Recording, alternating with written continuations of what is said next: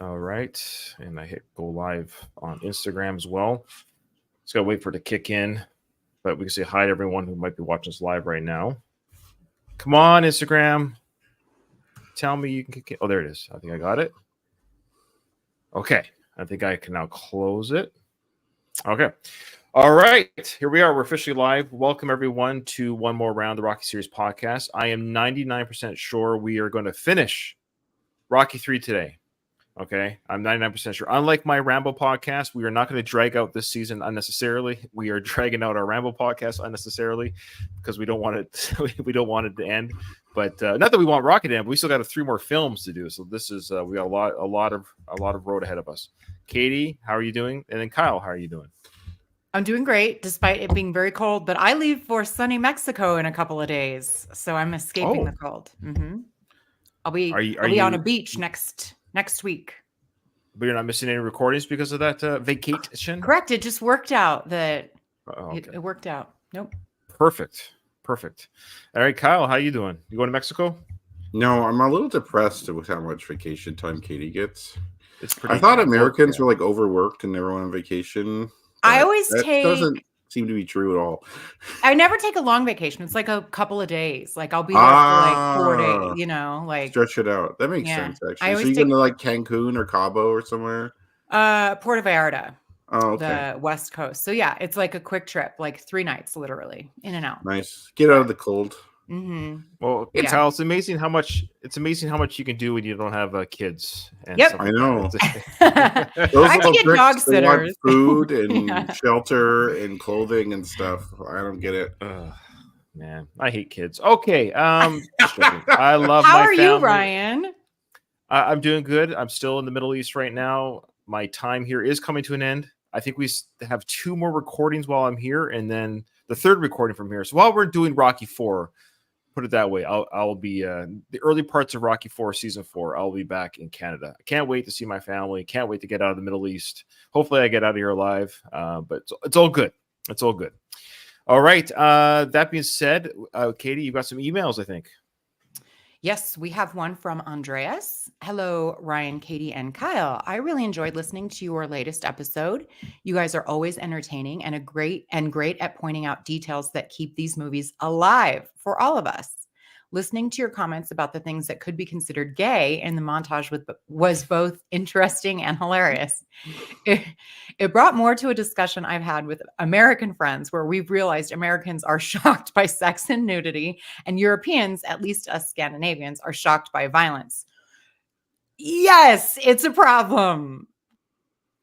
Americans seem to accept violence in art and entertainment more than they do sex and vice versa. I don't know how it applies to Canadians, somewhere in between, perhaps. Maybe a little bit in between, but I'd say it leans more towards accepting violence rather than nudity. I know, for example, the movie ratings in Canada are different. Like it's much more difficult to get a restricted rating in Canada. Mm-hmm. Even with nudity, like you can have like a movie rated 14 and have like minor nudity in it. But in general, though, it is. I think it does stem from like a Victorian culture, like from the old British Empire or whatever that. Kind of shame sex to a degree.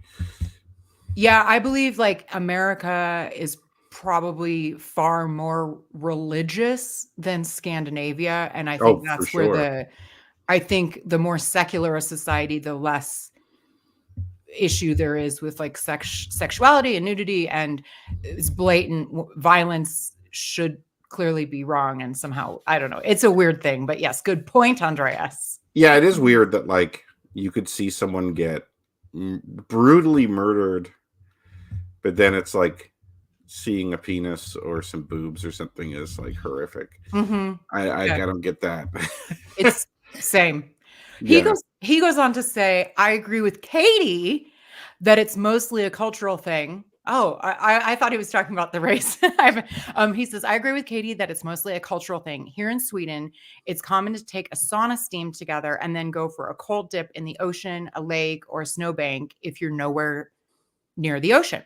You're naked the entire time and people are just hanging out, drinking a beer or water together with strangers. There's nothing gay about it. Gay, straight, or other participants partake in these events, and nudity is never an issue. The cold winds, snow, and or seawater can be an issue for beginners, but not the rest. Yeah, I went to Iceland a couple years ago, and like the lagoons and stuff like that. It's just like it's cool. And then there's like an ice bath before there's like a whole 7-step thing that you do, and it's supposed to be cleansing. And anyway, it was fantastic. I highly recommend Iceland, everyone, if you've not been. Sure, I'll add that to my list. He says, I wanted to stand up for Antonio Tarver, though. I thought he did a great job. He seemed less cartoonish than the other opponents that we love.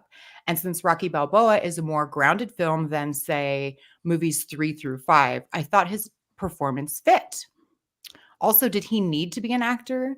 Mr. T wasn't an actor before Stallone discovered him. Dolph Lundgren wasn't either, or Tommy Morrison. Come to think of it, the only opponent who was a real actor was Carl Weathers. No? I'm only taking the piss. Please don't think I'm upset about the Tarver comment. I think your podcast is great. It's what I listen to when I go for walks or load the dishwasher, etc., and it renews my love for the franchise. So thanks for that. Love and cheers, Andreas. Okay, so I'll comment. That's a great email. Thank you, Andreas. Yes. And a couple things. I didn't get a chance to comment on the sex and violence. It's tough. At the end, I mean, yes, cultural, how your upbringing, things like that. Obviously, at this point, we're all adults, so I don't care. Like, I'm an adult now, so I watch TV shows that have both. You know, from name the TV show, from Game of Thrones to whatever it isn't. If it's part of the plot, and it is what it is. Like, I don't watch pornography just for entertainment, but if I'm watching a TV or movie and it happens to have whatever and it's part of the plot, then so be it. I don't really care. I think it's like anything in moderation. There's stuff that's violent that I don't enjoy. That's just for the sake of violence. Like some horror movies I don't watch because it's just too much. It's gratuitous violence. I don't like watch they call it. They used to have a name for it. And I know my camera's fuzzy. I'm gonna have to fix it in a bit. But anyways, I forget what it's called, like a movie like Hostel, for example. Like, it's just people being tortured. For me, it's like, I don't want to enjoy that. I mean, there's people that have that audience, and there's people that have an audience for pornography. So I'm not condoning it or condemning those people or condoning it. I'm just saying it's not for me. So then as a parent, you have to decide for yourself, what is it for your kids you want to have them watch? Again, I showed my 12-year-old son Gladiator. Okay, it's got some violence. It's actually not that bad. And they also watched the Rambo films up to part 3. Like, I haven't shown them part 4 and 5 yet because they're really violent. I'm going to wait till a little bit older. First 3 are kind of cartoonish violence. So it's all, it's all kind of relative. It's up to you as a parent to decide what you want to show your kids and what age. Okay, and then now about the Tarver thing. Okay, I agree with what Andreas is saying, but the reason why I don't like Tarver at the end of the day, he's right about the actor-boxer thing. That's irrelevant.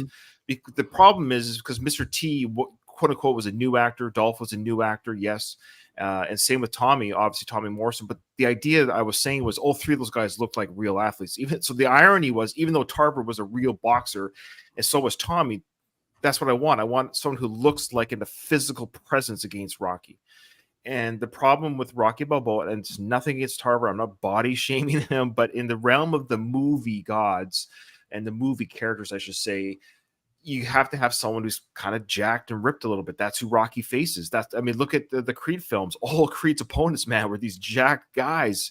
And the real boxers that they had in those films too, like the Danny Wheelers and all these other real boxers, they were jacked guys, except for the one guy. Ironically, the one boxer who was a real boxer, he was kind of flimsy. But again, I think for the Rocky movies, that's where Tarver fell short. He was an okay actor. Like, he did an okay job for his small role. He didn't have a lot of speaking lines. He was fine. It just felt off. I don't know why, and I'm not the only one who thinks that way. It felt off, so I feel bad for saying that because I don't want to body shame him, but it did feel off compared to all the other Rocky opponents. Sorry, that's all I got to say about that. Mm-hmm. Oh, Kyle might be frozen. I think he's frozen now. Oh, all right, he's frozen. Great. All right, so Kyle, we don't have to deal with him anymore. Perfect. He was, but you said I'm it. Back. Oh, okay. Good. Oh, he's okay. What were you going to say there, Kyle? Well, I was going to say that, like, I wasn't against Tarver, but I just found his character wasn't that good. Like, he wasn't much of a villain. He wasn't the villain at all. There wasn't really a villain in Rocky Balboa. And I guess villain was the time. More details. Yeah, we'll get to that. But yeah, villain was the time. Yeah. The villain was that Rocky was way out of his prime, blah blah blah. End of his, he shouldn't Yeah, even be in the exactly. ring. It was him fighting that the villain was the beast in the basement. We'll get to that stuff. But But Mason Dixon was basically a prop, and from that exactly respect, he was fine. Although I fine. do agree with your criticism that like there's a certain expectation we have as viewers of the franchise that Rocky's opponents are almost like absurdly bigger and better than he is, type of thing, and he has to overcome that. And it, even though Rocky was old in that film, he seemed like he was jacked too. So it was a little Yeah, weird. he was but big. I Big wasn't. boy. I personally wasn't bothered by it. Like I it was. didn't. Yeah. I want a hot bod to look at. No, I'm being silly on purpose, but really though, How dare you? Yes. How dare you? But yeah, There's he needed, there's he aesthetics. needed We've to talked be about more. this. Yes. Yeah. Mhm. And I want Just to comment for Ivan Drago. You didn't need an actor for that role because he didn't say anything. But he was Like, good. I gotta say, I mean, the nonverbal acting, I think sometimes can be difficult. I bought my friend Kim doesn't like Dolph Lundgren because she thinks he's Ivan Drago. She's like, he's like a robot. I'm like, yeah, he was. That's the role. Well, Kim, Yeah. movies are pretend. Mhm. Yeah. all right. Now you got another email, I believe. Yep. From Michael of the Screen Nerds podcast. Hey, y'all. Happy New Year to you, Ryan, Kyle, and Katie. Hope you have a wonderful 2024 and continued success for the podcast. There's Wait, one slow down. Continued success. Okay. Wow. I didn't know we had any. We have people listening and watching us. That's very kind of you, Michael. Okay, continue. There is one question that I wanted to ask about this training montage. Why do you think we don't see Clubber Lang's part of the training for this second fight? We see Rocky Good and question. yes, yeah, it Good is a good question. question. He says we see Rocky and Clubber training interspersed before the first fight, but in the second training montage, we only see Rocky's training. Just curious about what you think about this. Keep up the great work, Michael. I think there's a couple reasons. The first film we didn't really see Apollo's training because he didn't take it seriously. We're almost led to believe he almost didn't train for that first fight because we never see him train. Second fight we see him train with Rocky.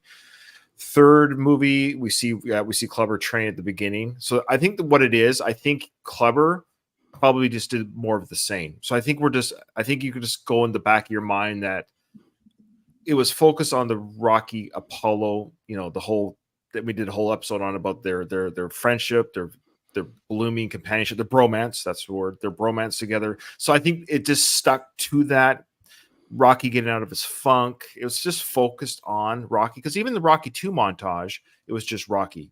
Like we saw Apollo train earlier in the film, but not during the montage. So I guess that montage part is a little bit of a special moment, though. And then in Rocky 4, we do see it interspersed with the because that was supposed to be man versus nature, nature versus machine. That was the whole idea of that. So I guess it's just different in every film. So I think at the end of the day, for Rocky 3, we saw Clubber train. We know how he trains, and I think just for that montage, I think the focus was just was Apollo and Rocky's bromance. I think that of course with the first fight you have to show them both train because you have to show that one's serious and one isn't.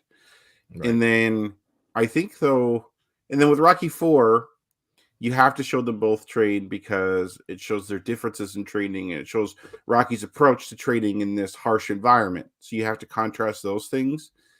I think for the second fight in Rocky 3, it wouldn't provide any value showing Clubber train. Like it's okay to just assume that he trained hard. That's what I mean. We already know and how you he had does to focus. It. Like the training with Rocky in the third fight, the second fight, it was so difficult. Like he had to get his head in the right place, and so that's what you had to focus on. Like you had to focus on Rocky getting over his demon, basically, of losing that fight, and showing Clubber Lang train would be a distraction rather than adding actual value. Had Rocky trained hard from the beginning and it wasn't an issue, it'd be okay, I guess, to show Clubber train. But you had enough going on there that it would be weird to have him show him train there. So I thought that was a good decision by the filmmakers. Yep, but good question. Okay, do you have anything to add to that? Nope. You Okay, guys said it well. Okay, awesome question. Thank you, Michael. Check out his podcast, Everyone's Screen Nerds podcast. And last little thing here, we got a YouTube comment, but it kind of goes in with what we've already alluded to. But this is from Simon, our film director, fan of the show. He says here regarding the masculine energy. He goes, all that masculine energy and hugging reminded me of football or soccer, you'd call it for us North Americans. And rugby, there's a lot of hugging and kissing, but famously very few gay players. And lots of locker room wrestling, often shared showers, and general pranking. Many sports guys I know joke about teabagging other guys and stuff like that after matches. Oh my Does everyone know what teabagging is? Yes, it's when you. Okay, You well, know? if you no, we're not going to explain what teabagging is. My mom listens to the show, so Okay, well, I could go for a bag. I can go for a cup of tea right now and just dipping the tea bag into the cup. okay. I could. So if you want to know what teabagging is, you can Google at your own risk. Okay. He goes on here to say, also shows like Jackass are super popular, just like nude wrestling in ancient times were very popular. Now with MMA and films like Fight Club, there is something primal, compelling about fit dudes being healthily rambunctious. It's more about masculine energy than sexuality, in my opinion. Okay, so we got a lot of great comments about that. It's funny. I guess a lot of these people saw our live broadcast because a lot of the I cut out a lot of the gay talk for the. You did. I noticed that. Okay. So if you want to hear the unedited versions, you can ask me for the link. We do have a Stallone podcast YouTube channel out there that I never advertise, but it has like. Isn't it on Patreon? Isn't it on Patreon? It's on there as well. It is on there too. So plug it's on your both. Patreon. Yeah. Oh yeah, you can go to the Patreon for. Again, I can't stress enough. If you're watching this live on Instagram or on Patreon or on the YouTube channel, which I never plug, but that's where you'll get that live unedited talk. But I do pare things down for the actual like iTunes feed just to make it a little bit more PG. Some of our talk gets a little bit silly and crazy, but because that's the stuff my mom listens to. I edit for my mom. Bless my mom's heart. I do well because she listens to every episode and she keeps me honest, right? So yeah, she doesn't listen to the live stuff, but mom has a sway overall. So mom, do not Google teabagging. Okay. Oh my goodness. Okay. That's that for that. Yeah, let's get into the movie. Well, I want to make a comment just in general. Please. I think a lot of our gay stuff was really tongue in cheek. Yeah, of course it was. Like, we don't really think that they're gay, and I do think it is interesting in the male psyche. And I just say this in our culture. I can't speak to other cultures, but it's like we generally have a fairly homophobic culture. And then men are generally discouraged from having like I'm gonna say intimate physical contact. I don't mean sex, but I mean like hugging and stuff like that. But it's like sports is this like odd exception where that's okay because like the context of sports in general, I think is such that you touch guys anyways during sports. It's more intimate itself, especially contact sports, and so it's like. Those barriers come down and like you are allowed to touch it's weird to be honest with you. And I don't know, it's like I just personally find it an odd part of our culture, but yeah, I mean, I have no problem with it. I don't want to be teabagged, but I played sports and I'm in the Navy. Let me just say, I can share stories. Well, I have a hard time believing you haven't had any homosexual experiences if you're in the Navy. I'll just say for the record, everything has been above board and wonderful and great, and there's absolutely nothing to share and say. For the record. Okay. So I'm just gonna step out for a sec, but you guys just start without me, okay? Okay. All right. Louise is laughing at my comment. Hey, there's some people in the military who listen to my show too. So I can't wait till my mom dies. That sounds terrible. No, I can't wait till I got that at that part because I was just joking. I can't wait till I'm out of the military is what I really meant to say, because then I can be a little bit more blue. You know, I don't have to be so guarded with my. Hey.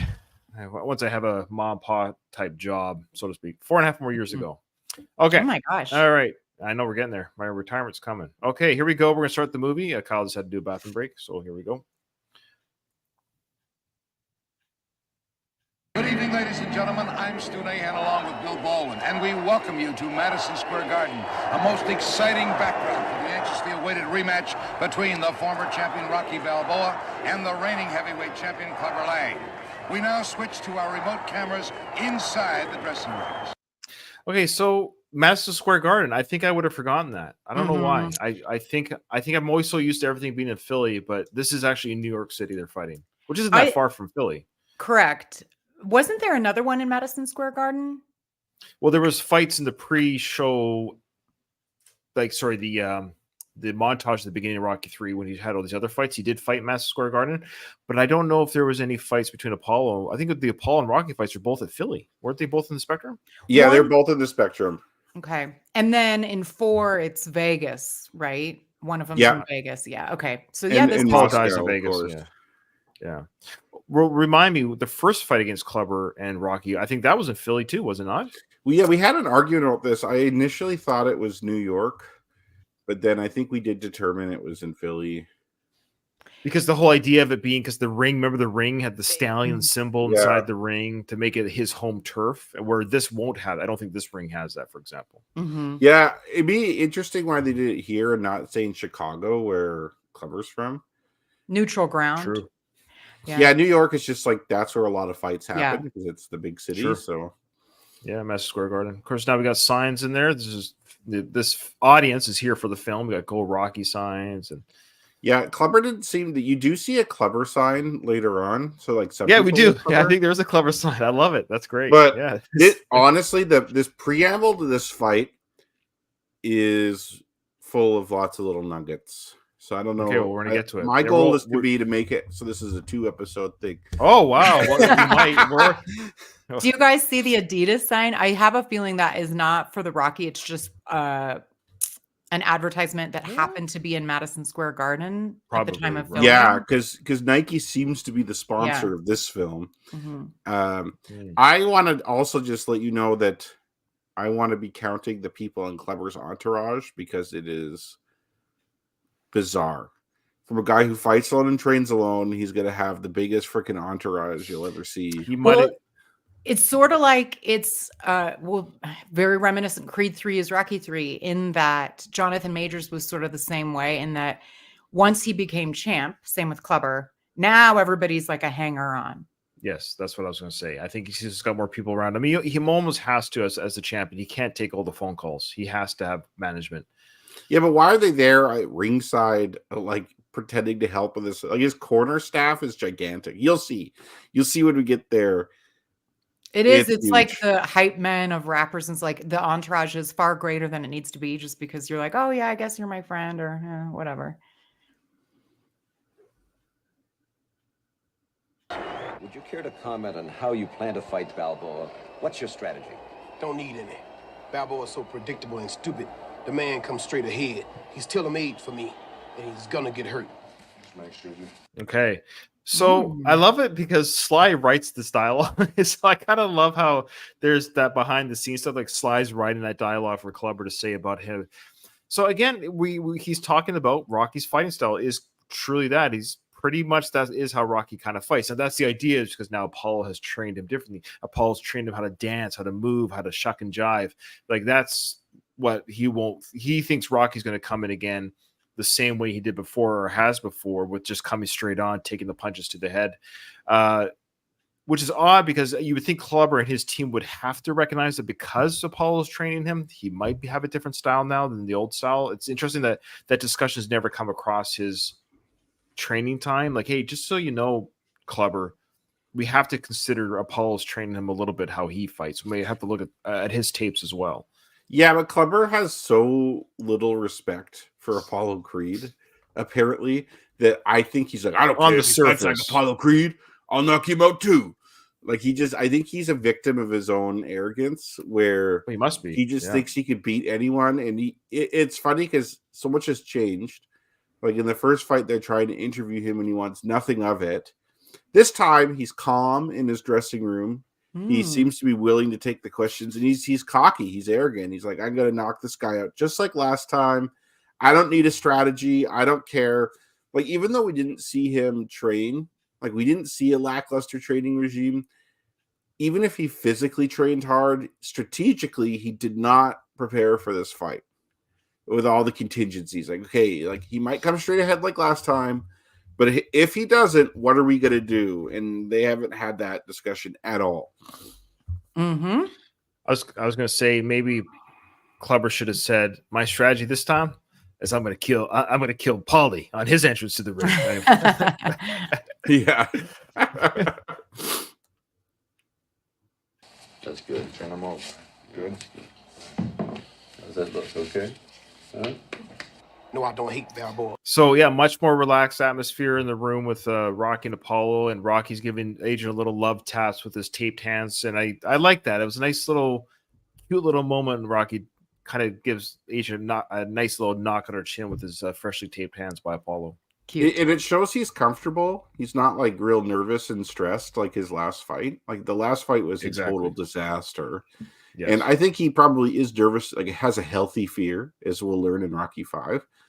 But I don't think he's scared of Clubber Lang anymore. Like he feels like, you know, like when you go into an exam or something like that and you've studied really hard for it and you feel prepared, like you're still maybe a little nervous about how it's going to go, but like you go in there like knowing I'm going to do this, like I'm ready for it and I'm comfortable. And there's this, you know, that just comes with preparation. You can't fake that. Mm-hmm. Katie? No, just waiting for the famous line. Yeah, here we come. He goes, of course, the reporter asked, do you hate Balboa or do you hate Rocky? But I pity the fool, and I will destroy any man who tries to take what I got. All right. That's a great line. Yes, I pity the fool, the famous line. But the next part is really the best part, I think, is when he says, I pity the fool, and sorry, my mind just went blank. So, in fact, I want to hear the reporter's question again. Mm-hmm. Sorry, let's just go back. Do you hate Balboa is the question. No, I know, but the full response. Gentlemen, I'm Stu Nahan along with Bill Baldwin. Sorry, it's really hard to fine-tooth search the timeline, so we'll just watch it up together. Awaited rematch between the former champion Rocky Balboa and the reigning heavyweight champion Clubber Lang. We now switch to our remote cameras inside the dressing rooms. Would you care to comment on how you plan to fight Balboa? What's your strategy? Don't need any. Balboa's so predictable and stupid. The man comes straight ahead. He's tailor-made for me, and he's gonna get hurt. Nice, Junior. That's good. Turn them over. Good. Does that look okay? Huh? No, I don't hate Balboa, but I pity the fool, and I will destroy any man who tries to take what I got. That's right. I will destroy any man who tries to take what I got. It's weird. I forgot. I thought the reporter asked the question. It's odd that is that just a Mandela effect?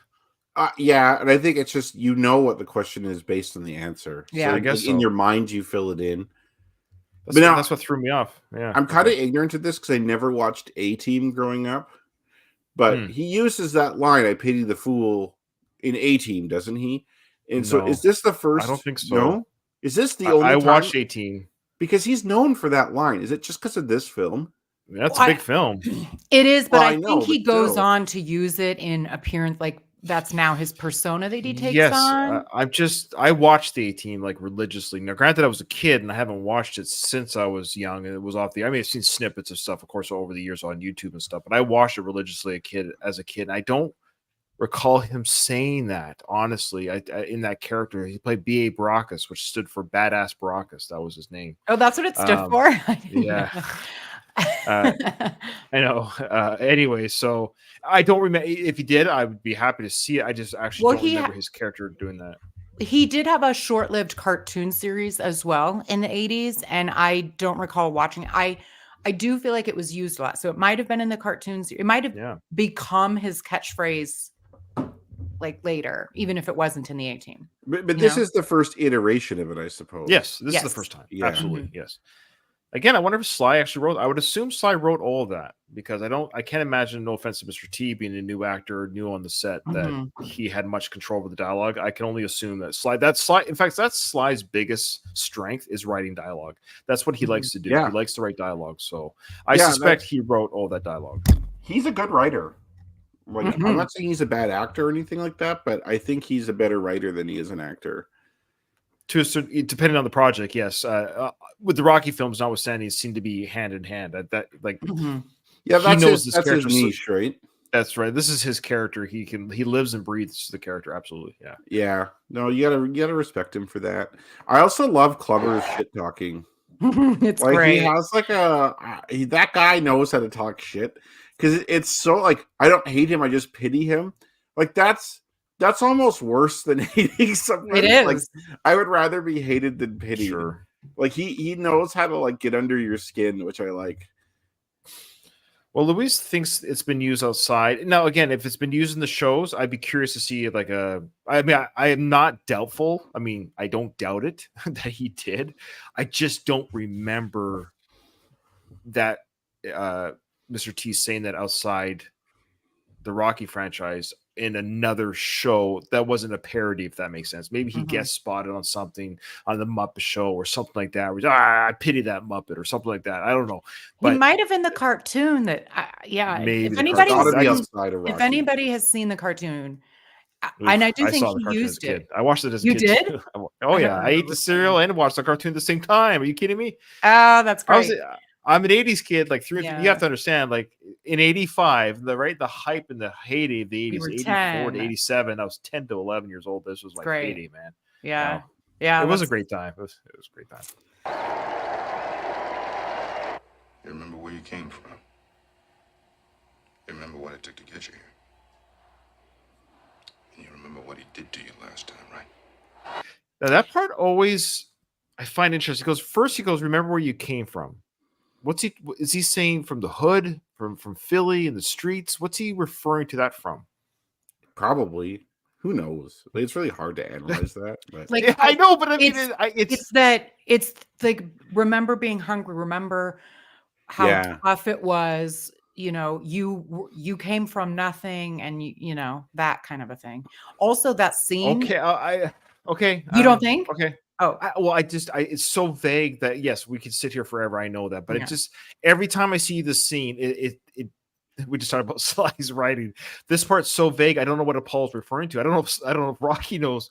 What are you talking about? You talking about like when I beat you in the ring, when I was being a bum and a leg breaker for a Gazo. Like what part of the from is he referring to? It's so vague. Okay, well, the whole idea was bringing Rocky back to the beginning, right? And Right. was bringing him back to the humble roots. Now he did go back to Apollo's beginning, but it was really a proxy for Rocky's beginning. Mhm. So you're And saying so- back to the hungry days? Is that Yeah. what he's Yeah, saying? yeah. Yeah, back to Okay, the. okay. Remember, you came from here, and then he says, "Remember what it took to get here." So to come from that place of a club fighter or whatever to all the way to being champion, and remember what he did, which I guess. Okay. Well, let me counter that a little bit. I don't want to spend too much time on this. Sorry. It's just I hear what you're saying. So but then he says, remember what it took for you to get here. But yeah, we've kind of reset the clock. So you almost argue, remember when you had the eye of the tiger, and now remember what it took you to get the eye of the tiger again. I don't know. Yeah. It's just it's So an yeah, odd it's like way of saying. you've got it back. Yeah, I think he's just asking him to reflect on everything they've done and where he's been, and just get perspective. Sure. Yes. I mean, sure. I'm not saying that's not it. It's an odd way of saying I'm glad we're here now. Sure. And then I would have tightened it a little bit, but then he goes to say, remember what he did to you last time. And that's an odd, I've always found that last part odd because, hey, remember what he did to you last time? Is he saying, I want you to be angry? Yes. I want you to have Yeah. revenge in your heart. I want you to be a little bit pissed off because that's not Rocky's style. That's what I found the most interesting about this. Like the idea, I want you to be angry.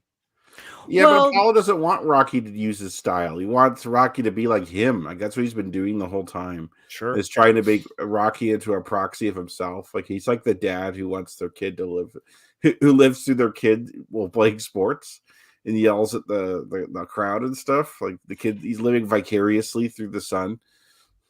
And he does do that. We see it play out. Rocky, you ain't so bad. My mother can hit harder than that. You know, like it works. Like I think Apollo's doing a phenomenal job of hyping Rocky up for what he needs. I was going to ask you guys, we're not on the still anymore, but them, like the shadow shot of them in the doorway. Right. Did you see that replicated in another film? Wasn't it the same way with Rocky and Adonis? They had a very similar. I'd have to go back. A similar shot. I forget which movie. Was it Creed or Creed 2? At the beginning. Anyway, I believe that No, that scene was kind probably. of replicated. Does anybody remember? I bet you there was. Uh, Yeah, I wouldn't be surprised. I'll say this about Rocky and the Creed films in comparison to this here. Rocky is definitely a better trainer / manager than Apollo is. Like, I think Rocky does a much better job of understanding the psychology of his fighter and relating to him than Apollo does. Like, Apollo, I don't think his little speech there was that useful, to be honest. Like, I think Apollo, it was because it worked. well, I think if that never happened, the result of the fight would have been the same. Yeah. But yeah. Apollo's fine. He needed Apollo's training, which is the important part. But in terms of like motivation and all that stuff, I don't think Apollo's that helpful. I fully agree that Apollo is taking on this role, be it unnaturally. He wants to be the star. I mean, he's the player, he's the athlete, he's the fighter. Whereas Rocky, I totally agree with you. His personality is tough, but sensitive and compassionate and empathetic. And so his aura is a better coach. Yeah, he's never been the angry guy at a fight. He's never been like all like, oh, I'm gonna kill him. Like Rocky's always kind of meek before a fight. Like he's just quiet. He's getting himself ready. Like he was real nervous the first fight, of course. Like the first fight against Apollo. He was almost kind of like, I hope Apollo doesn't show in the second fight. First fight, he was understandably messed up because of Mickey and everything else. So like, he doesn't have really an MO of coming in hot on a fight. Like he almost has to take a few punches to get into it. Well said. Yes. Since both men are brawlers, Stu, with the edge and power going to Clubber Lang, I would say that the odds are very long against Balboa regaining his title. Whoa, you shouldn't have said that. Well, he's Well, right. I don't agree with that. I don't agree with that part of him saying. I guess we're saying that Clubber has a stronger punch than Rocky. Yeah, well, he's saying, look, really? in a toe-to-toe brawl, if the two are standing in front of each other, throwing hard shots, which is exactly what happened in the first fight, then like in a pure like, yeah, if you're standing toe-to-toe and just hitting each other with power shots, logically, the more powerful fighter is going to win, unless one has a way weaker chin than the other. Which Kleber doesn't really have a weak chin. Like he took everything Rocky dished out in that first fight pretty well. And so I think what they're saying is if Rocky uses the same strategy he used in the first fight, he's going to lose. I concur. Okay. All right. It's your turn, huh? What's your prediction for the fight then? Prediction? Yes, prediction. Pain. So good. I love it. Yeah, another classic moment. We don't have much more to say about that. Yeah, Look at classic his part of the play. face. Yeah. Looking right at the camera. This is a clever little moment too, because he's looking at the reporter's camera, but it's looking at the audience. So it's kind of a clever. You can get away with a fourth wall break here by looking at the audience, but he's looking at the news reporter camera. We're seeing the news reporter camera angle here.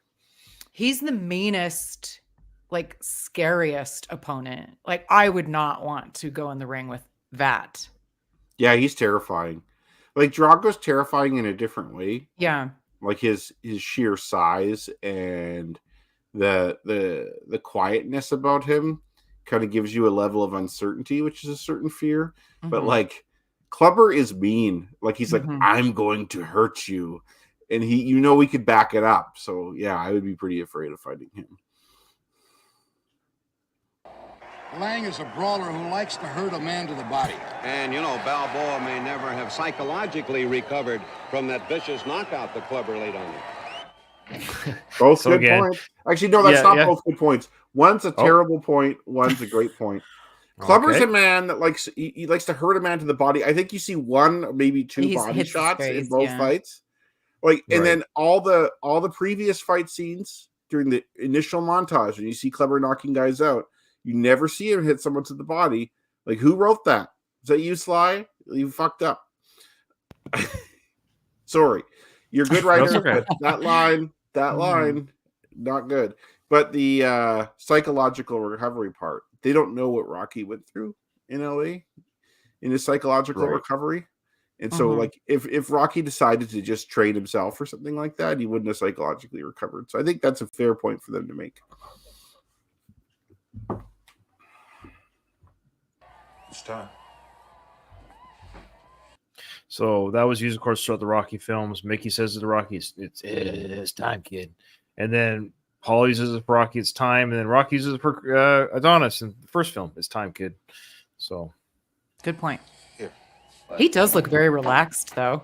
that's the whole idea. He's just chilling. I want you to wear these. Why didn't you give those to me before I put my other shorts on, Apollo? Yeah, before I got dressed and like ready. Yeah. These are the colors that you wore in our first fight together. I can wear your colors. Just wear them. Yeah? Yeah. Thanks, Paul. You just make sure you wash them before you bring them back, all right? Will do. Will do. Oh, I Okay, love so it that's so a- much, yeah. but so many problems. Well, sure. What's your problem with that? Well, two things. One, they would have had to have been customized. Apollo's shorts would not fit Rocky. They just wouldn't. They are not the same size of clothes. And two, as I mentioned, when this happens in Creed, I'm ready to go. And now I got to put new, different clothes on that I'm not comfortable in. Like, I'm going to be all out of sorts. And three, I guess. Yeah, why I know they're doing it for the movie's sake, but you just said it's time, and now I have to go change clothes real quick. I don't know. What do you guys think? Yeah, I kind of agree with that. I don't know.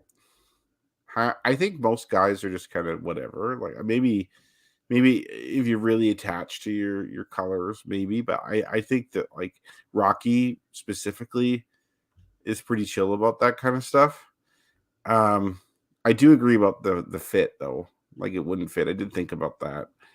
And then also it's like to be such an obvious like we all know Apollo's trying to live through Rocky here, but now he's like making him wear him wear his clothes. Like, Yeah. am I supposed to go out on a float and pretend to be George Washington too? and actually, I believe the music, the Marine Corps anthem is the music that's played when Rocky comes out, and I believe that's the same music that Apollo had during the first fight when he came out. So it's like he's really trying to make it as similar as possible to him coming in. Like, just editor's note here. I think we might do 2 episodes. And I say because we're having great discussions. I don't want to rush the discussion. So what we'll do is we'll go up until like the first couple of punches are landed.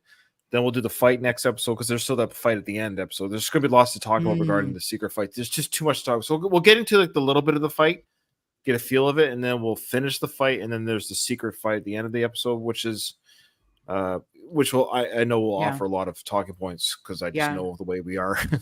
Well, that's true. We do have like a half hour left, right? Well, it might be a shorter. I'd rather have like an hour-long episode. Okay. Oh, I can stretch this out a half hour. Okay. Then a rushed hour and a half just to get everything in. Yep. An hour and a half is what. Okay. All right. Because I have a couple things to say here. If it wasn't for Apollo, I'm sure you guys often do disagree. I don't know why I'm always on that note.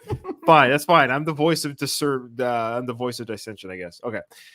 If it wasn't for Apollo saying I want those back, could one argue that he's giving Rocky a new set of trunks that has his colors, not necessarily the ones he wore when he fought Rocky? Because I've noticed throughout. Just wait. Okay. I noticed throughout the films that the shorts that Tommy got, that the shorts that Adonis got, they're not the same trunks. They're all different, but they have the same color. Was the Tommy one different?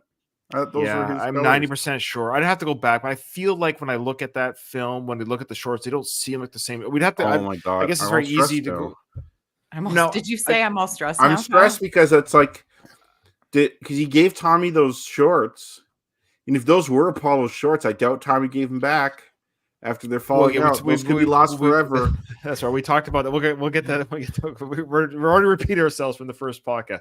But anyways, that being said, I'm just saying. But Paul says here, that's the great joke. That's the great line. Like, make sure you wash them before you get, because I'm going to own these again. These are going to be mine again. So I'm just saying, I'm not a boxing nerd outside these films, so I don't know. Do colors mean strictly this is what I wore, or this is my theme? These are my colors. I don't know. Well, in this particular instance, I think it's very clear that they were the physical shorts that Apollo wore, not a replication. I think if you did a poll of listeners, it would overwhelmingly say those were the actual shorts. Okay, if that's fine, but I'm going to go with we have Mr. John Rivoli in our Instagram chat, and he is a pretty big Rocky nerd himself, right? He says that all the flag shorts were different in the films. Well, yes. In reality, they're not the same shorts. Oh my gosh, here we go. Like the film used different shorts. Again, so that's why the line, if it didn't exist, I want you to wash them before you get, or you could just argue Paul's giving him fresh pair of shorts, but he wants them back anyways. No, who would give him a second pair of shorts and then ask for them back? No. It's very clear. I don't think anybody thinks that this is a second set of shorts. Ryan, I honestly think you're trolling us at this point. Yeah. Okay, slow down. All I'm saying is, if he didn't use the line, wash them. Yeah, that line alone. I know he did, but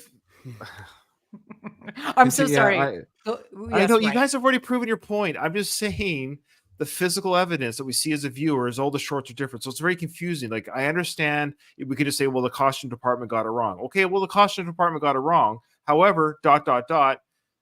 Other than that one line, yes, it's frustrating as a viewer we always have this one thing about the films. It is frustrating. We always have to kind of like retcon and forgive so many different mistakes where it's almost like, I don't know if it's the same shorts. Hey, Katie, I think that the people Apollo hired to trash talk Rocky and Rocky 2 secretly got Rocky's measurements to fit him for those shorts. Yes. Now, Ryan, I understand what you're saying. Fine, they're the same shorts. I know, I'm the same way. I get it. That's what makes it fun and sentimental. They wore those their first fight. Rocky gets to wear them. He wears them again when he fights Drago. He gives them to Tommy Morrison and then Tommy loses them or whatever. We don't know if he gets them back. I understand. Then Adonis wears the same colors when he fights. I get it. But I know the symbology. I do want to point out that it is clear in Creed. It's very clearly. Well, Johnson on one side and Creed on the like other. they're just made to symbolize. They're not actually the same shorts. I think we had that discussion. And from the costume department, I don't really think they made mistakes. I think it's clear that they're similar, and they might not be like. I mean, what's different about them? What's different? Come on, it's from like 1976. I doubt they have those shorts laying around. Like, if they're going to do that for the movie, they have to come up with new shorts. And those new shorts will necessarily not look exactly the same as the old ones. They would be different material or whatever. Mm-hmm. But they're made to look. I think they're even the ones Tommy wears. They're the same style and the same, Okay, so are you guys done? Okay, so I was just being the devil's advocate a little bit, saying, if that line about the washing wasn't said, we really would have a fun discussion. That's all I was trying. I was just speculating because that's all I was doing there. However, because John is friends with Sly, I kid you not, he just texted Sly, and we have an answer from Sly. If you want to hear it, this is live on the air. Yeah, I told you, John Rivoli's friends with Sly, and he's watching our show right now on Instagram. So John just texts Sly. He goes, "Hey, I just texted the boss, and he said that those were Apollo's actual shorts he was loaning to Rocky." So there you go. Duh. Ryan, I admire your honesty. Guys, I was with you. I didn't say anything. I know, but sometimes it feels a little personal. Sometimes it feels a little personal. I'm going to give Ryan credit because Ryan could have easily just said that he could have made this up and said that, Sly confirmed that they were different shorts, and we would not be the wiser. Oh, Ryan would never do that. Ryan stood up and Ryan said the truth. Yes. I was just making the argument, had that line not been, then that would be even a more valuable text from the boss, Mr. Stallone, that they were the same shirt. Now, John, can you ask Sly? Ask Sly whose shorts were given to Tommy? That's the question. We need to know And did he whose get them shorts back? and did. Oh yeah, okay. Honestly, John, if you could, you don't have to. But this is the biggest mystery. Did Tommy the Machine Gun Morrison return those trunks to Rocky? And if so, whose trunks were they? They're lost. Oh, are they in the lost? That's ether. what Sly's thinking But right thank now. you. Like, why did John send me this text? Yeah. He's such a Oh my God. Who are these stupid guys that talk about my show so much? Okay. That's awesome though. Thank you, John, for asking Sly. And like that makes me so excited that he like answered a John's It's the almost best. like he's part of John's the the show best. right now. It's basically like we have Sly on right here. It's just two texts away. You know, there's like the 8 degrees of separation or whatever. There's like two. We'll have John come on every show, but Sly on speed dial. So it's like we have a proxy guest host.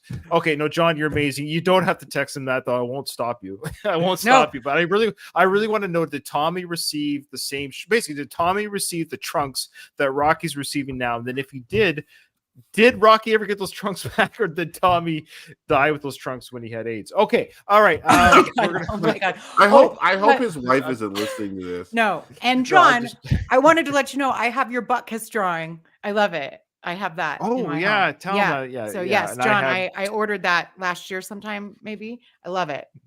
Yeah, John's the best. He's the So best. did my sister. Unlike some other podcast hosts, I don't have anything derogatory to say about John. In fact, I do have one derogatory thing to say about him. He's great. He's the best. He's great. He's great. He's great. Okay. Okay. So that being said, we're going to continue. We were definitely doing this in 2 parts. Thanks to Mr. Riverley's Hey, and remember, interruption. After this, you owe me a favor.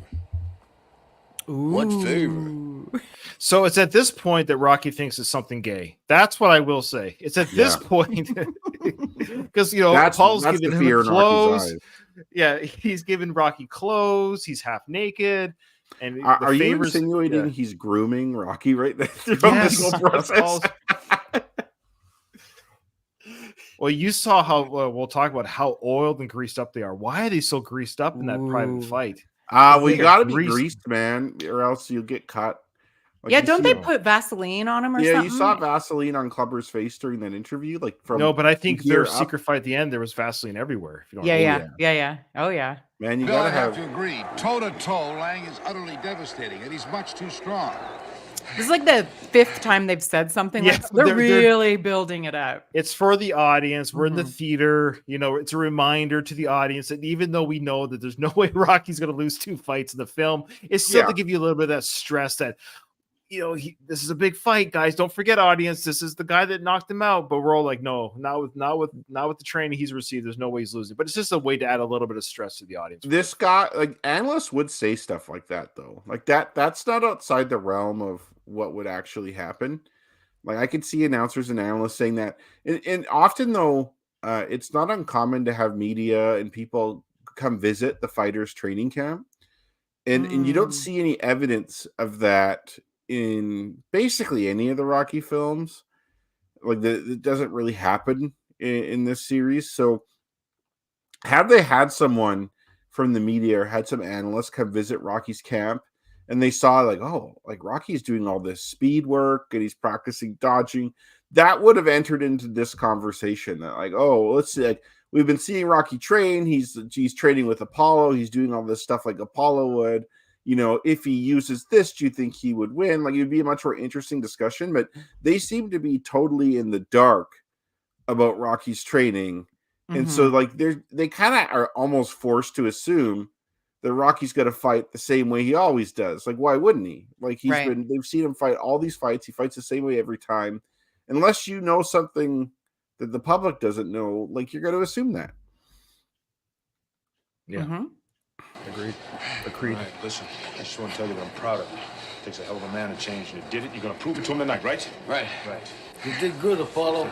Thanks, Paulie. Okay, let's do it, Apollo. There you go. There's Paulie. Oh, they're friends now. I didn't right before the door opens, right?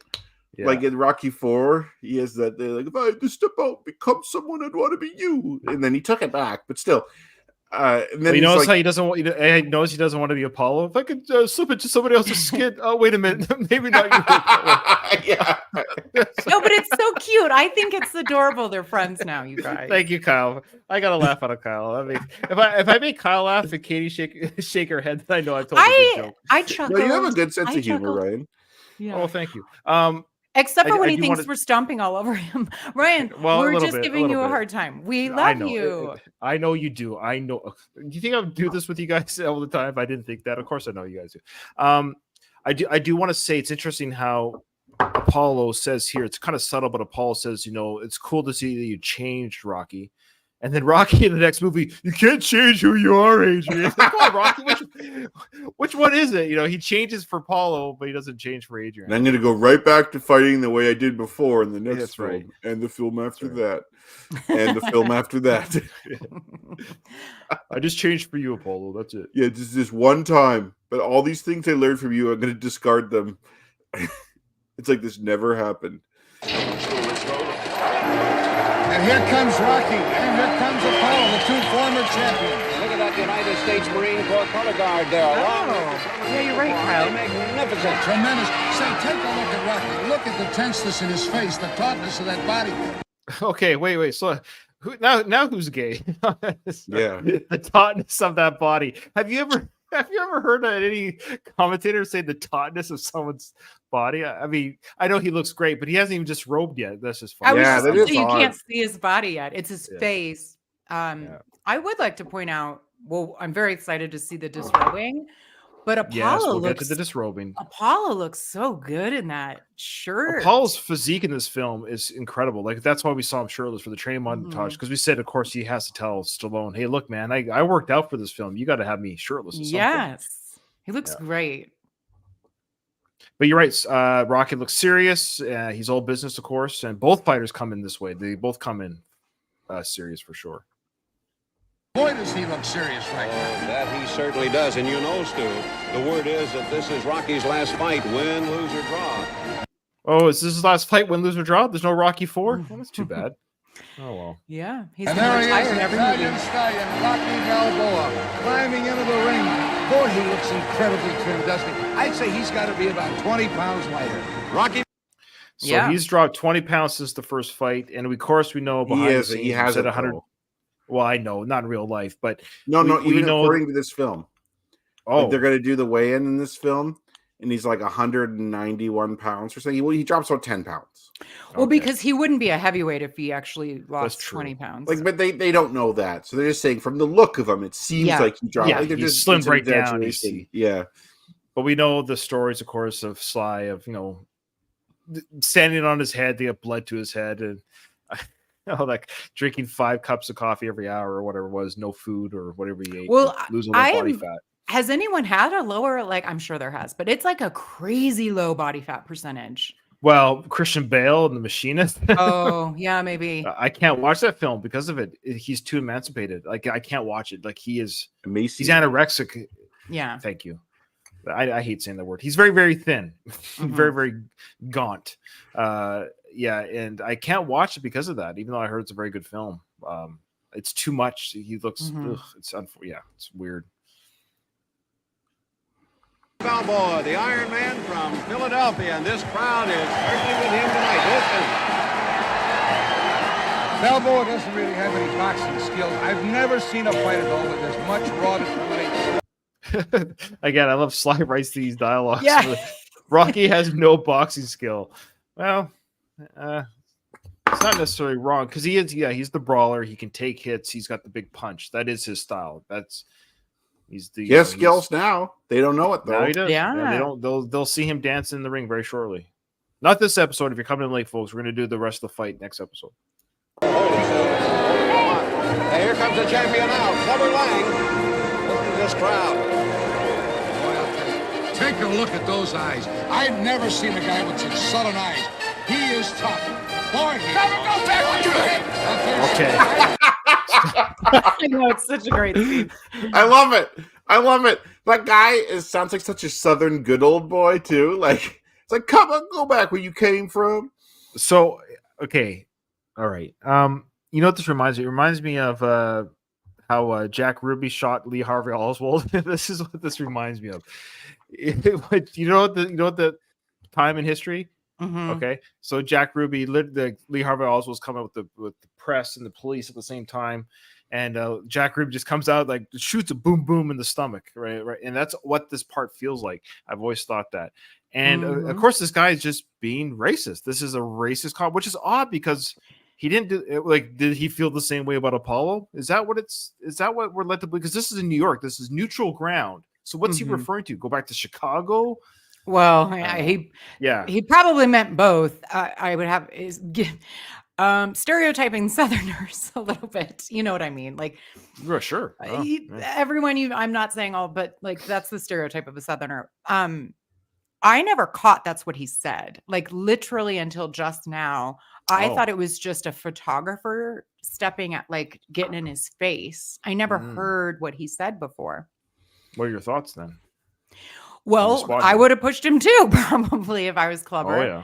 You know, and look at the Nike. I also never noticed that Clubber's team now has like the Nike. What do you call those coats?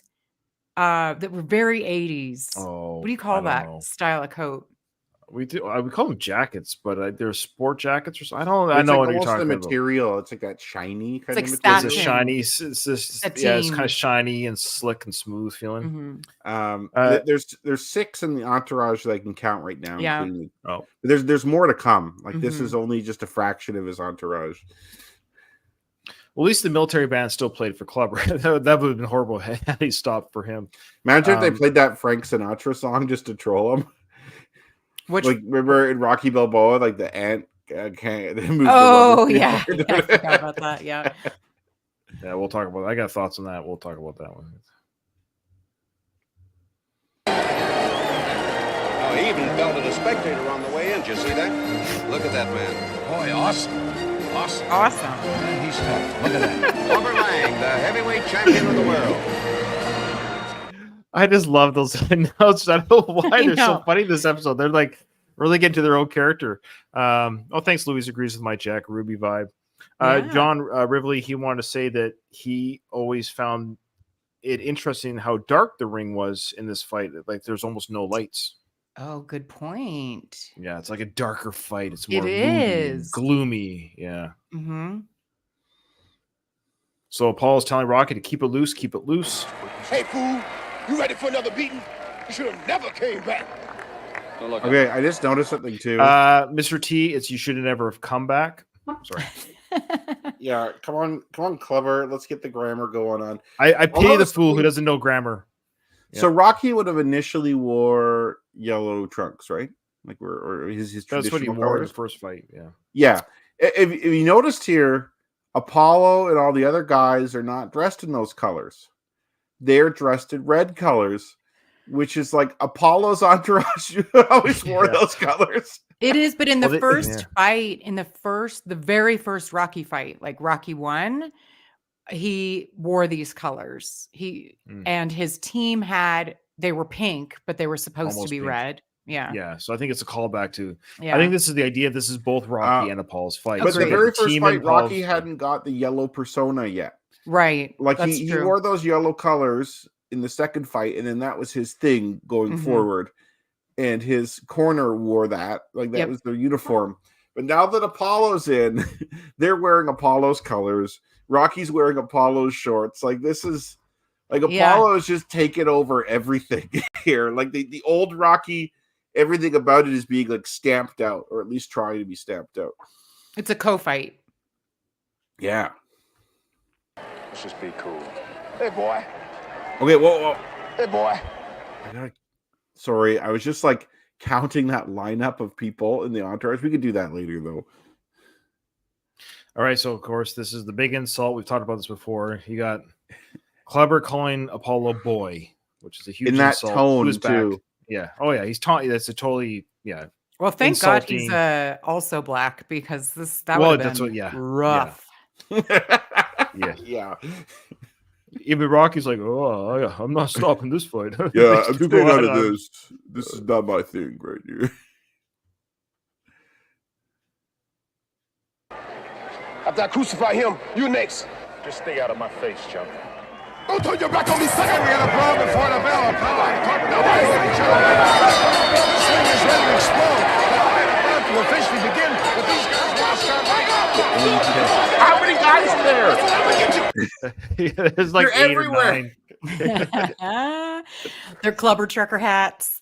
Like the Well, ring is half full of clever guys. Hey, is What that a Don great- Cheadle behind him? Oh, yeah. No, John Cheadle's much thinner. This would have been an amazing fight to be at with all this extra drama. You know imagine who, with the Marines there standing in the corner. Think about what's happening. Like you have the Marine color guard with the flags, and then this fight happens in the middle of the ring, and they're just standing there like that's their orders, right? Like, like would've order been great, should we do for- something. No, okay. This would have been great for television, like on the Yeah. on the news, or when they show the highlights of this fight. This little brawl at the beginning would have been a highlight reel to see this. Yeah. This, like legit to see this kind of mini brawl breakout. That's fantastic television for the Indeed. sports updates. So yeah, of course, that's a big moment here because don't forget right before this, Apollo told Rocky, "Don't look at him, just play it cool." And of course, here we go. How that I'm going to get you. Let him go. Wait, no. I want him. I thought you said be cool. That was cool. I'm the champ. I'm the champ. I'll beat you like I did last time. That was cool. I love that. Yeah, I do I too. love Carl's acting is great. I mean, they're all doing a great job here. I love how Rocky said to be cool. He goes, "That was cool."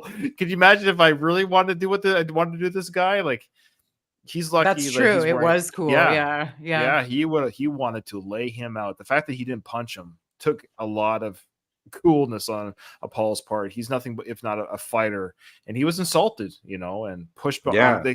To be pushed from behind is very insulting. To get that push from behind, Ugh, It was it's a the worst. big push too, like Yeah. he meant business. Why does Paulie have a different style of shirt than Tony and Apollo? It's still red, but it doesn't have the white collar and sleeves. they don't. He has to be a little bit dressed down compared to these other two. That's Okay. Also, maybe that's like Apollo's subtle way of telling Paulie he doesn't really belong there. Maybe. Like he's othered right now. Like you don't have the shirt. Like The we have official. the official shirt. You have some bullshit polo shirt from Old Navy. Yeah. Do you think Old Navy existed? Sorry, say that again. Was Old Navy in existence? The Gap was, but Yeah, I I don't don't know. know. Back then, Yeah. I'm sure Old Navy was. Yeah. I'm sure. I'm here. And boxing fans around the world. Welcome to Madison Square Garden and tonight's heavyweight championship of the world. It's a clever sign. Yeah, it's clever. Red corner, the challenger, weighing 191 pounds, from the fighting city of Philadelphia, the former heavyweight champion of the world, the Italian stallion, Rocky Balboa. Yeah, I love his little dance he does out like that. I think it's the only time in all these films he does that kind of dance. He didn't do it in Rocky 4, certainly. He didn't do it in Rocky Balboa. But that little kind of, it's not a cocky dance, but it's like a dance. He comes out and dances on the feet and put his arms above his head. He's never done that in any film since or before. It's kind of a unique moment here. He knows how to dance now.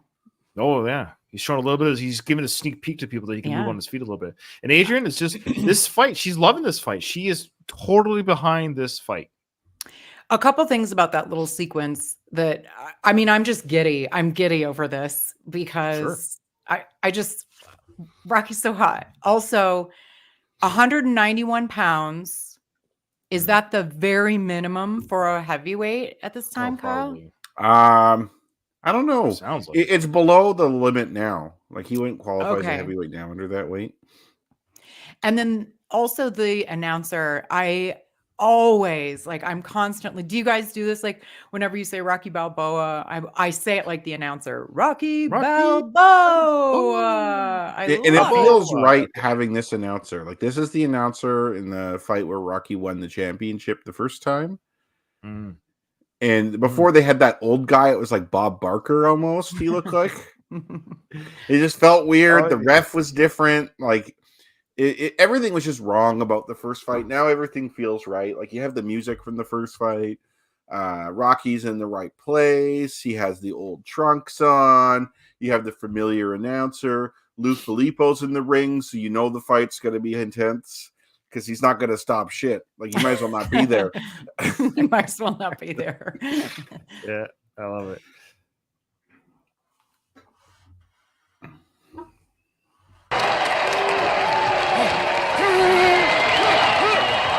He is so slimmed down. He looks like a middleweight.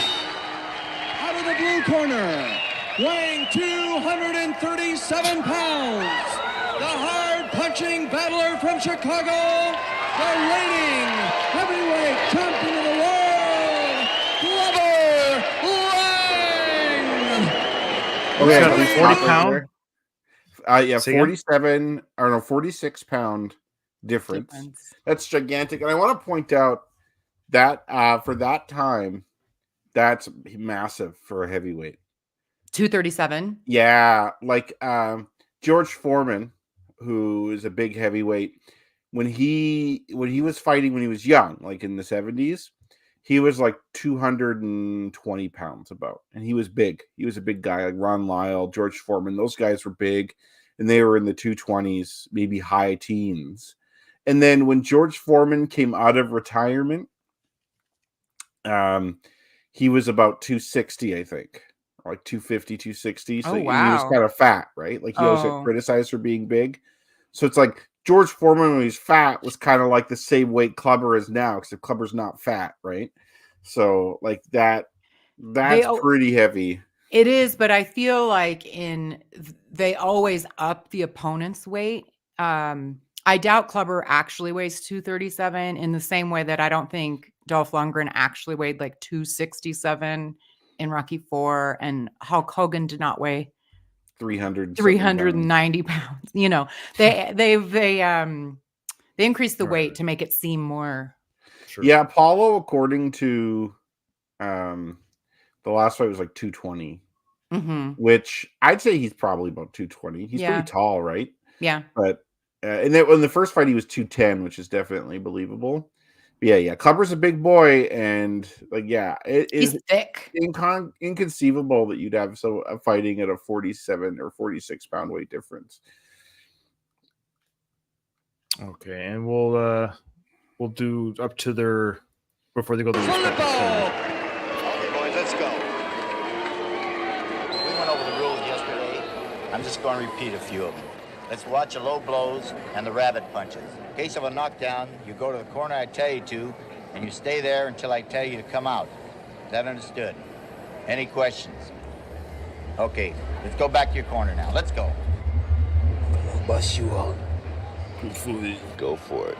There you go. There it is. Okay, couple things I All right. noticed here. The obvious one is that he's making eye contact this time. In the first fight, he was like avoiding eye contact. But you notice he still has the scar below his left eye. Good call. Cover cut him there. Like, it's still existent, but it's kind of healed, and it makes him look a little more badass having that. Like, he's been through some shit. He still has it. It kind of reminds the audience that he's been beat up, but he's like toughened up. He's like better for it now. Yes, and in this way, so in some ways they're really good with the continuity. Yeah. Yeah. Whoever did makeup was on point then. Have you seen the meme? Luis says Mr. T was legitimately around 225 pounds. Yeah. Stallone was reportedly 155. So like, yeah, that's a good point. Wow. Yeah, That's that's a pretty that's about like 70 pounds. Yeah, 70 It pounds looks different. it. I mean, I was going to ask you guys all if you've seen the meme of that scene where Clubber and Rocky, it's just a close up of their faces looking at each other and their noses. And then the second photo is a hand there. So it looks like they're about to kiss. Yeah. Or it's The like, hand I wish changes my everything wife at would some look point. at me the way Rocky looks at Clubber. Yeah. That's great.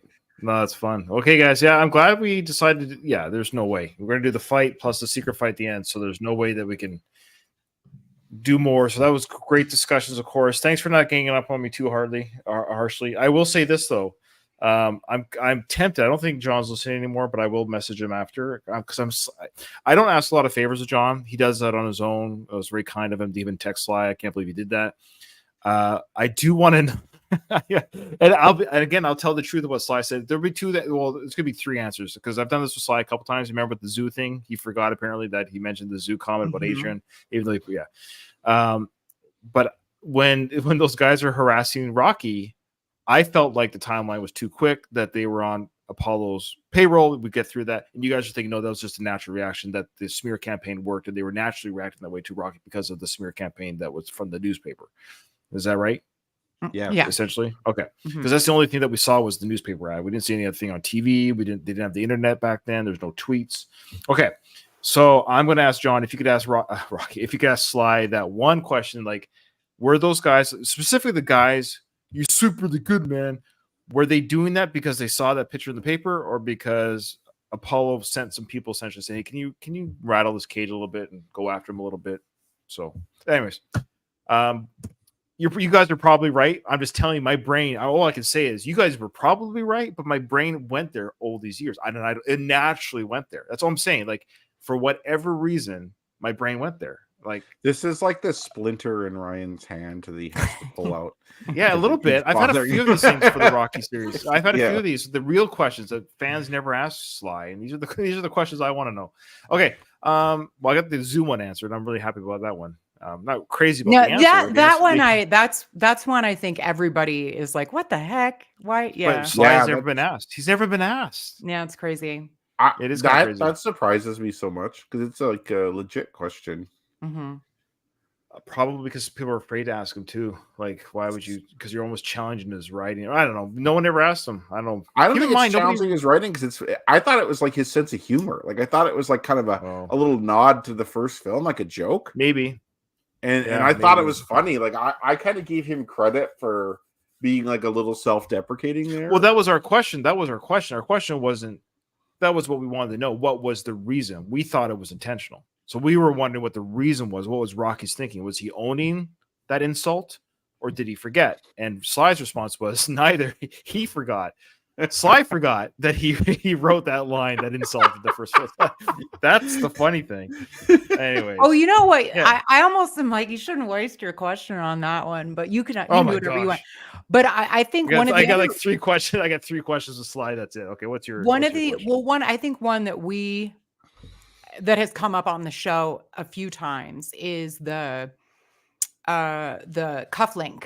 Are we to assume that Apollo got the other one from he gave what happened to the other one? Or like what he says, they gave to some bum. Was that bum Apollo or somebody from Apollo's camp? Yeah. Okay. Like Tony. Well, you know it's not Apollo because Apollo would be too young. Yeah, like Tony or something. Or like Apollo's dad or something. Yeah, or like some trainer that later gave it to Apollo. You know what I mean? I'm going with Tony. Well, he said he gave it to some bum, and I think the idea of that was, remember Mickey calls him that bum. Yeah, bum. You know, when Mickey calls everyone a bum. I know, but I mean, just means a random guy. I don't think it's actually casting judgment. So it was a random guy. How did Apollo end up with it? Okay, sheer coincidence, essentially. Yeah, that's funny. Those are good questions. Okay, well. I don't know if I'm going to bug John with anything. Okay. Give it some time. You got to spread those out. Yeah, I know. Okay. Anyways, guys, thanks for everyone who joined us. Yes, next episode will be the final episode of Rocky 3. If you have any last comments or questions or queries or complaints about our coverage of Rocky 3, now's the time to let us know. We'll read them out and discuss them on the next episode. If not, that's fine. We'll just end that next episode. And then the episode after that, we're going to roll it right into Rocky 4. And again, we are going to go back to trivia once I get back to Canada. So we'll just do Rocky 3 until we catch up. There'll be enough episodes that there's more questions. Actually, there's less questions than episodes. So we'll get those done. So do Rocky 3 and 4 during the Rocky 4 coverage. Okay. Well, with that, Katie, this episode is over. I didn't hear no bell. Hey, everyone. Thanks for watching us live. We had a lot of Instagram watchers today. It's awesome. I'm really glad we got them on Instagram. Special guest star, John Rivoli. Check out his artwork at Icons and Art. Lastly, thanks to everyone who joined us on our live stream on YouTube and on StreamYard. It's awesome. Thanks, everybody.